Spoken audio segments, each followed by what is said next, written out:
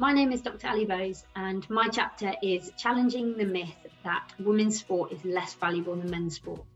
So it's a socio-cultural chapter that initially starts off by highlighting that it's a great time to be involved in women's sport. Women's sport has had more investment, it's having more opportunities to operate at a professional level, increased visibility, especially at the elite level of the game, growing numbers of participation.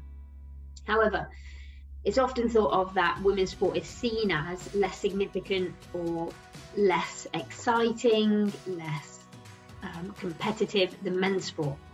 So in order to understand this, I present a brief discussion of the history of women's involvement in sport, highlighting how we could look at the discrimination and marginalisation of women in sport, primarily centering on myths around physical frailty that were perpetuated by the scientific community and then impacted on the access and opportunity that most women had to engage in sport and physical activity.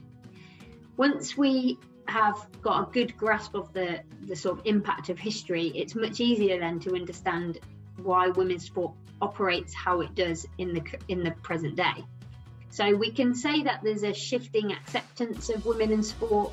There's increasing number of women operating as sports professionals, increasing opportunities to work in women's sport.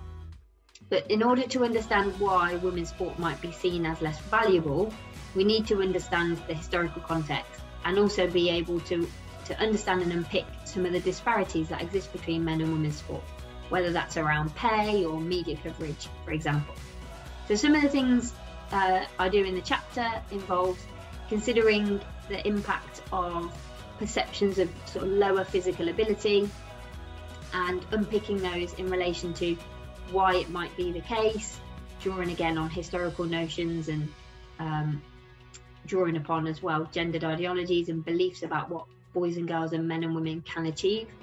And then we also look at the impact of low media coverage. Historically, women have been featured less in the media than men's sport, and the knock-on effect that will have on the commercialization of sport, and in its simplest terms, the ability for people to be paid for working in women's sport.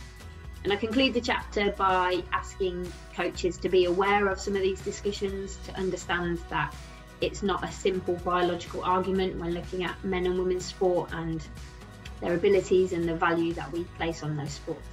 So lots of sociological discussion in there, but hopefully provide coaches with some tools to unpick some of those myths around women's sport, and especially that stepping stone notion for people wanting to work in sport coaching that maybe see women's sport as a stepping stone, and starting to challenge that idea. Thanks a lot.